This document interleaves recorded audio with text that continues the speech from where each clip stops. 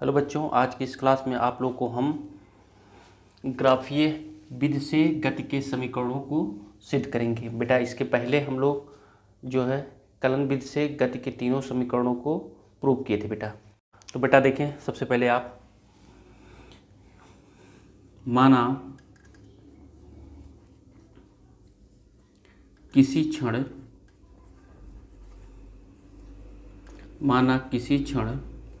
t equal 0 पर प्रारंभिक वेग इक्वल क्या बेटा u तथा t समय पश्चात अंतिम वेग फाइनल वेलोसिटी अंतिम वेग इक्वल क्या है आपका v है तथा एक समान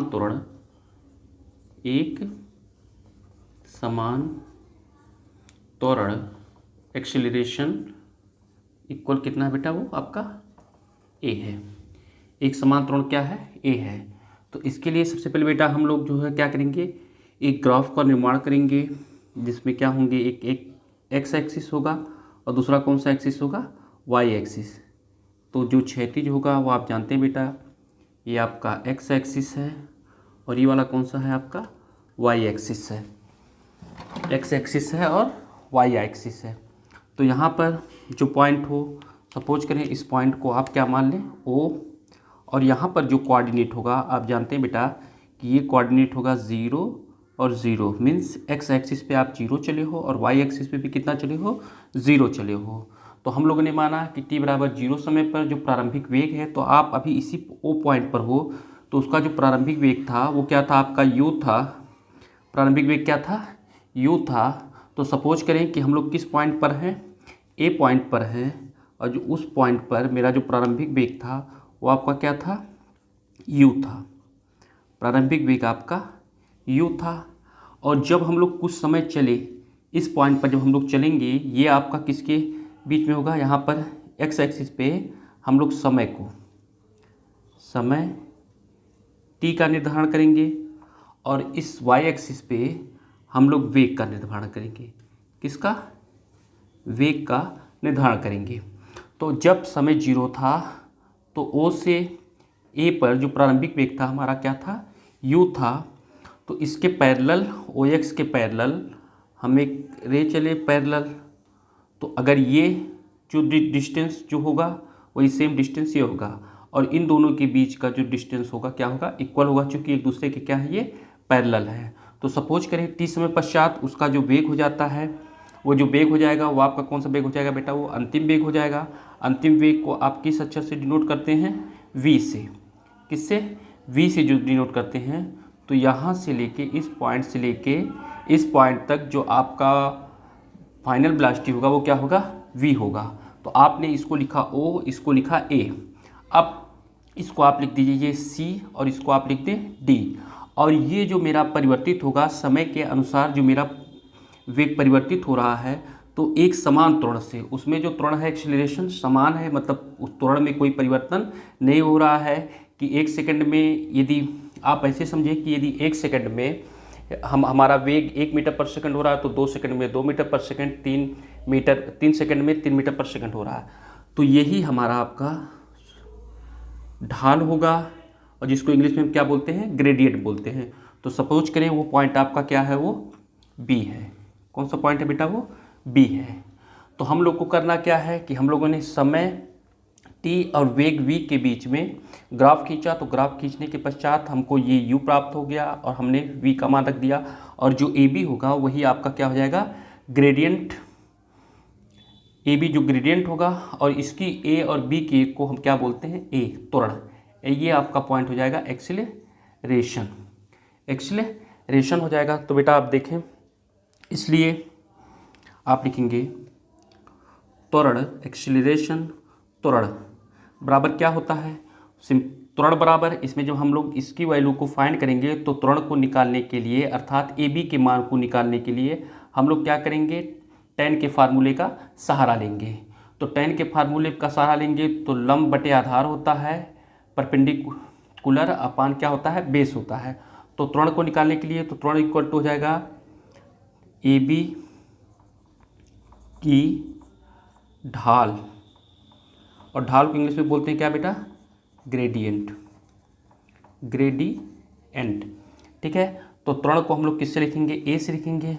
और जो AB की ढाल होगी हमने बताया बेटा, उससे किसकी वैल्यू निकालते हैं, tan की वैल्यू निकालते हैं। तो tan इक्वल टू होता है आपका लंब और बटे आधार। लंब आपका क्या है, BC है, और आधार आपका क्या है बेटा, AC। क्या है आपका, AC। BC को जब आप निकालेंगे, BC की वैल्यू को निकालने के लिए आपको BD की वैल्यू बेटा पता है और CD की वैल्यू पता है। तो इस BD की वैल्यू में से यदि CD की वैल्यू को आप घटा देंगे तो BC की वैल्यू आ जाएगी। तो BC की वैल्यू को निकालने के लिए आप लिखेंगे इक्वल BD माइनस क्या लिखेंगे, CD अपान क्या लिख देंगे आप, AC। अब यहाँ पर जो आपने रखा था प्रारंभिक वेग U था, तो U किसके बराबर है, वो किसके बराबर है, OA के। इक्वल इसको आप लिख सकते हैं OA, और OA किसके बराबर है, OA जो बराबर है वो किसके है, DC के या CD के। तो इसको आप लिख सकते हैं CD। नेक्स्ट देखें आप बेटा, इसमें जो V है वेग वो किसके बराबर है, आपका BD के बराबर है। किसके बराबर है, ये BD के बराबर है। और जो त्वरण है, त्वरण जो है वही ढाल है आपका, कौन सा बेटा, AB है। क्या है, ढाल आपका AB है। तो आप जानते हैं बेटा यहाँ पर कि A इक्वल हो जाएगा BD। जो BD की वैल्यू है वो कितनी है बेटा, मेरी VI है, माइनस CD को हमने क्या माना था, U माना था। ये वाला डिस्टेंस हमने क्या माना था बेटा, U, ये वाला पॉइंट।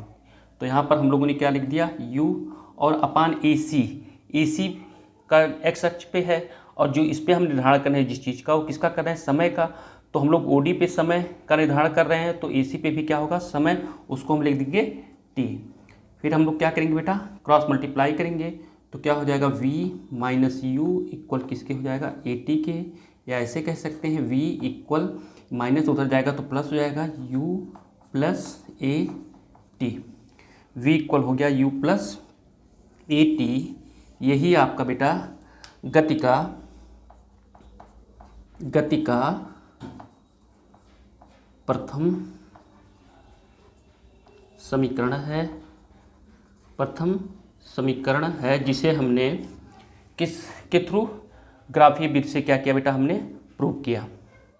अब बेटा हम लोग जो है ग्राफीय विधि से गति के द्वितीय समीकरण को सिद्ध करेंगे।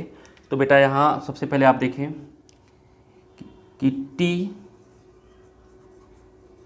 समय में गतिशील वस्तु द्वारा चली गई दूरी,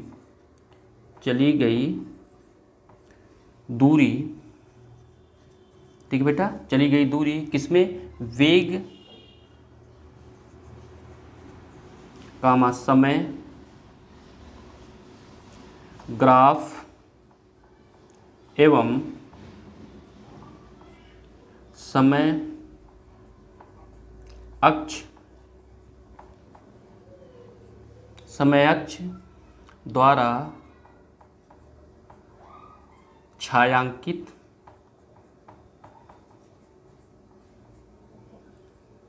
भाग के क्षेत्रफल के क्या होगी, बराबर होगी बेटा। यहाँ आप ध्यान दें, बराबर होगी। हमने क्या लिखा बेटा, T समय में गतिशील वस्तु द्वारा चली गई जो दूरी जो आपकी क्या होगी, यस, वेग समय ग्राफ एवं समय अक्ष द्वारा छायांकित भाग के क्षेत्रफल के बराबर होगी। तो जो छायांकित भाग होगा बेटा आपका, ये वाला पार्ट जो है, ये जो पूरा पार्ट होगा, ये पूरा छायांकित भाग होगा, जिसको हम लोग ब्लू लाइन से इंडिकेट कर रहे हैं। ये जो आपका होगा, यही आपका छायांकित भाग होगा। इसी छायांकित भाग का हम लोग को क्या निकालना है, क्षेत्रफल निकालना है। तो वो किसके इक्वल हो जाएगा, चली गई दूरी के हो जाएगा। क्षेत्रफल के बराबर होगी, इसलिए S इक्वल हो जाएगा आपका छायांकित भाग, क्या है बेटा छायांकित भाग आपका OAB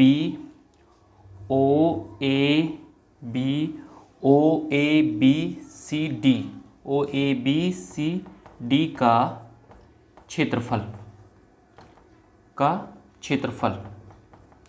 तो इसमें देखेंगे बेटा कि जब OABD का क्षेत्रफल निकालेंगे तो इसमें आपको दो चीज़ें मिलेंगी। एक तो आपका क्या मिलेगा, ये आयत मिलेगा, एक ये वाला पार्ट आपका क्या हो जाएगा, आयत हो जाएगा, ये पार्ट आपका आयत हो जाएगा, और ये वाला पार्ट आपका क्या हो जाएगा, त्रिभुज।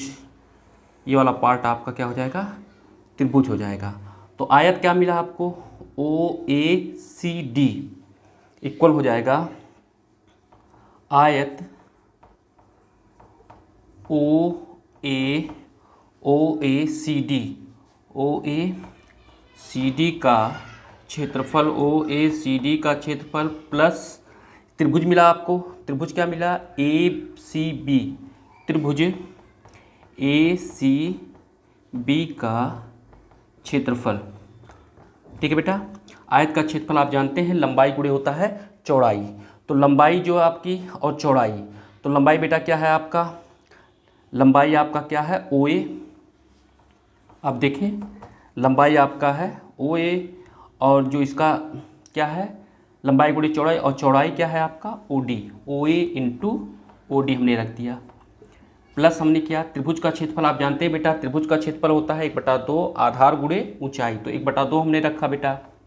आधार हमारा क्या है त्रिभुज में, त्रिभुज में जो हमारा आधार है वो क्या है बेटा AC, क्या है AC, और ऊंचाई क्या है आपका BC है, ऊंचाई क्या है बेटा BC।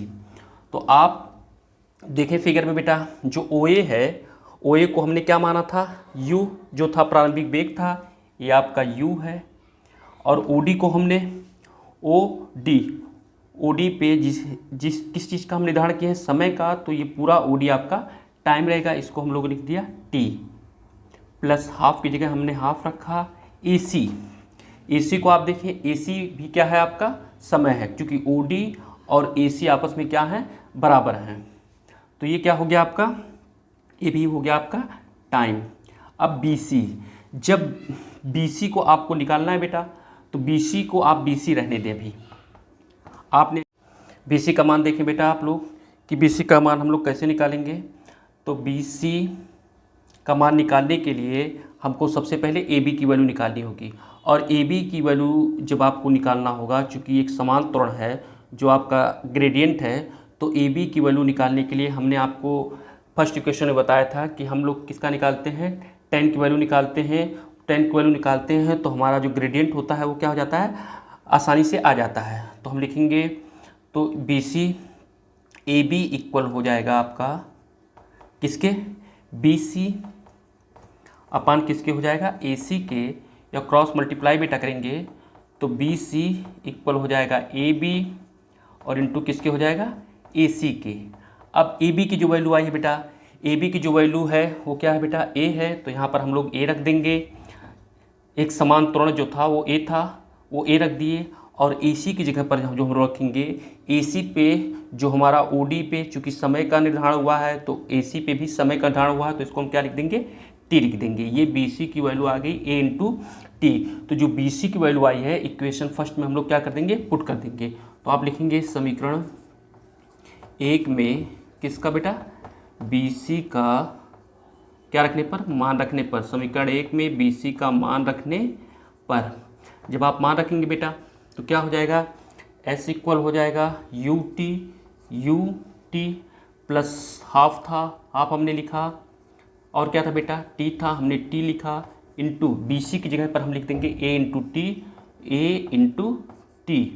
तो ये हो जाएगा S इक्वल हो जाएगा UT प्लस हाफ, पहले हम किसको लिख देंगे A को, और T में T का जब मल्टीप्लाई करेंगे तो आपका हो गया ये T स्क्वायर, क्या हो गया T स्क्वायर हो गया आपका।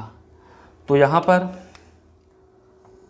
यही हमारा गति का कौन सा समीकरण बेटा, द्वितीय समीकरण है। तो आप लिख देंगे यही गति का द्वितीय, ठीक है बेटा, द्वितीय समीकरण है, यही गति का द्वितीय समीकरण है, जिसे हमने किसके थ्रू, ग्राफीय विधि के थ्रू इसको बेटा निकाला। अब बेटा देखिए कि ग्राफीय विधि से गति के तृतीय समीकरण को कैसे हम प्रूफ करेंगे। तो इसके लिए हम मानेंगे कि यदि स्मॉल टी समय में किसी गतिशील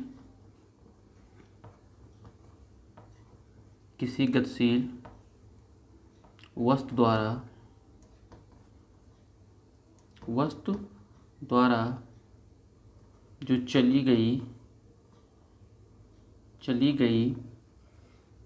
दूरी यस समलंब चतुर्भुज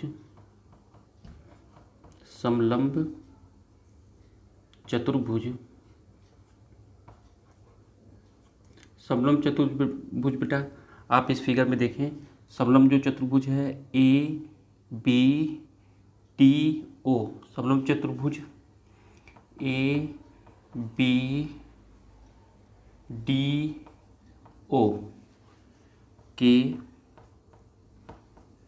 क्षेत्रफल के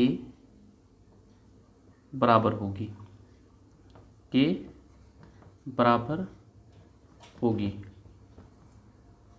तो जो मेरा बेटा ग्राफ था, वेग और समय का जो ग्राफ था, तो उसमें अब किसका निर्माण हुआ, समलंब चतुर्भुज का निर्माण हुआ। तो इसलिए चली गई दूरी s इक्वल समलंब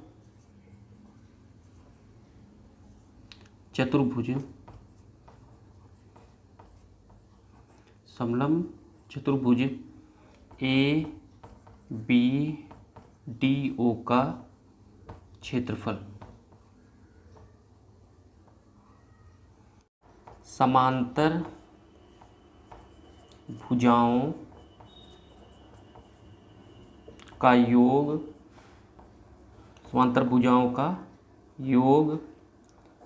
गुणे बीच की दूरी और होल अपान किसके हो जाएगा, ये 2k। तो समांतर भुजाओं का योग, जो समांतर भुजा है बेटा आपकी AO है और क्या है, BD है। तो आप लिखेंगे AO और प्लस BD, समांतर भुजाओं का ये हो गया योग, गुणे उनके बीच की दूरी क्या है बेटा, OD, गुणे OD और होल अपान किसके हो जाएगा, ये 2k। तो AO की वैल्यू बेटा आप जानते हैं, क्या हमने माना था U और प्लस BD की वैल्यू भी आप जानते हैं बेटा, वो क्या है, V है, ठीक है। अपान क्या हमने रख दिया, 2 इंटू OD को हमने क्या माना था, वो OD पर जो निर्धारण किया था हमने समय का, तो वो आपका क्या हो जाएगा, TK।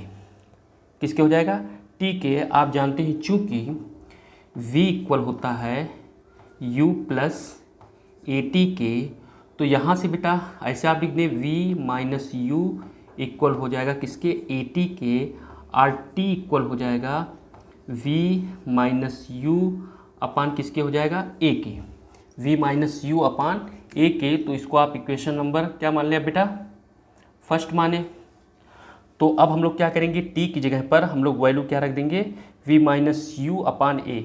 तो यहाँ आप देखिए बेटा हम लोग क्या करेंगे कि समीकरण 1 में किसका, T का मान रखने पर, क्या रखने पर, मान रखने पर हम लोग मान रखेंगे। तो मान रखेंगे तो S इक्वल हो जाएगा आपका, ये पहले से था आपका U प्लस V अपान किसके था, 2 के था। अब T की जगह हम क्या रख देंगे, V माइनस U अपान किसके हो जाएगा, ये A के हो जाएगा। तो आप यहाँ देखिए बेटा, ये A प्लस बी और A माइनस बी का फार्मूला लगेगा। तो आप जानते हैं एक ब्रैकेट में A प्लस बी, दूसरे ब्रैकेट में A माइनस बी इक्वल होता है A square minus B square के। मीन्स क्या हो जाएगा, S इक्वल V स्क्वायर और माइनस U स्क्वायर अपान किसके हो जाएगा, 2 में A का करेंगे तो 2A। क्रॉस मल्टीप्लाई आप कर दें बेटा, तो क्या हो जाएगा V square minus U square equal हो जाएगा 2as के, या इसको वी स्क्वायर है ये माइनस यू स्क्वायर उधर जाएगा तो क्या हो जाएगा यू स्क्वायर और प्लस क्या हो गया है आपका 2as, क्या हो गया 2as। यही कौन सा बेटा गति का, यही गति का कौन सा समीकरण है, तृतीय समीकरण है। ये बेटा हम लोगों ने गति के तृतीय समीकरण को सिद्ध किया और किसके थ्रू, ग्राफीय विधि के थ्रू इसको हम लोगों ने प्रूव किया बेटा।